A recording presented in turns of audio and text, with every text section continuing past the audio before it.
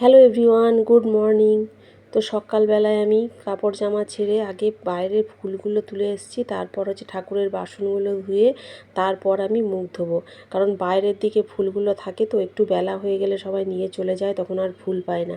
তাই সকালে উঠে আগে ওই কাজটা আমি আগে করে আসি, তারপর নিজের ভেতরের যে ঘরের কাজকর্ম থাকে সেগুলো করি।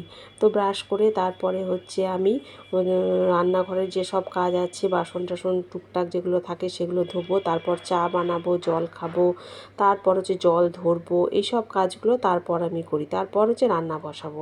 সকালে ফুল তোলার কাজটা আগে করে আসি, কারণ ওই বাইরের দিকের হেডেকটা আর থাকে না। তো হ্যালো এভরিওয়ান, তোমরা কেমন আছো বলো? আমি তো মোটামুটি ভালো আছি। তো সকালে এক গ্লাস গরম জল খেয়ে দিনটা শুরু করলাম, কারণ সকাল সকাল এখন তো একটু ঠান্ডা ঠান্ডা লাগছে, গরম জল খেলে বেশ ভালো লাগে। তো আজকে রান্না হবে কাঁকরোল ভাজা আর পেঁপের তরকারি, যেহেতু সবজিপাতি আজকে কিচ্ছু নেই। আর বাজার যাব আমি রান্না টান্না করে, তার আগে এখন আর সময় নেই, কারণ বড় মেয়ে যাবে কলেজে পরীক্ষা দিতে, ছোটো মেয়েরও পরীক্ষা আছে, দুইজনেরই পরীক্ষা আছে। তাই আজ সকালটা খুবই ব্যস্ততার মধ্যেই কাটবে। তাই আমি আজকে বাড়িতে যে টুকটাক সবজিপাতি আছে সেগুলোই রান্না করে নেব। তারপর আমি রান্না করে বাজার যাব, তারপর মেয়েকে স্কুলে দিয়ে আসবো।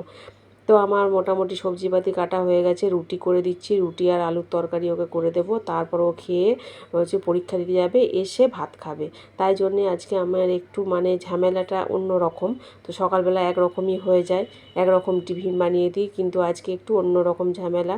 তো রুটি আজকে আমার একটা চা করব, তারপর রুটি দিয়ে একটা চা খাবো। অনেক দিন এটা খাওয়া হয়নি, কারণ রাত্রে রুটি করি আর যখন সকালে রুটি করি তখন তরকারি দিয়েই খায়। তাই আজকে আমার খেতে ইচ্ছা করলো একটু রুটি দিয়ে চা। তো এটাই আমি এখন খেয়ে নিচ্ছি। তারপর টিফিন করার আর সময় কিছু পাবো না। তো তারপর রান্না করে আমি একটু বাজারে যাব, তারপর মেয়েরও পরীক্ষা আছে 1টা থেকে। তো ওকে নিয়ে তারপর যেতে হবে, আবার আনতে যেতে হবে, অনেক ঝামেলা আছে। তো পেঁপের তরকারিটা হয়ে গেছে। তো আজকে আমার একটা পছন্দের একটা রান্না করব। রোজই তো এর পছন্দ তার পছন্দ করি, মাঝে মাঝে নিজের পছন্দের একটা রান্না খেতেও ইচ্ছা করে, কারণ এখন তার কেউ করে দেবার নাই, মা তো আর কাছে থাকে না।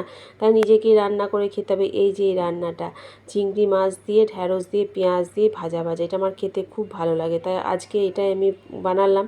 চিংড়ি মাছগুলো ছোটও ছিল, এগুলোকে কিছু করা যাচ্ছে না, তাই একটু ঢ্যাঁড়স দিয়ে ভাজা করলাম। এটা বেশ ভালো লাগে খেতে, ছোটো মেয়েও পছন্দ করে।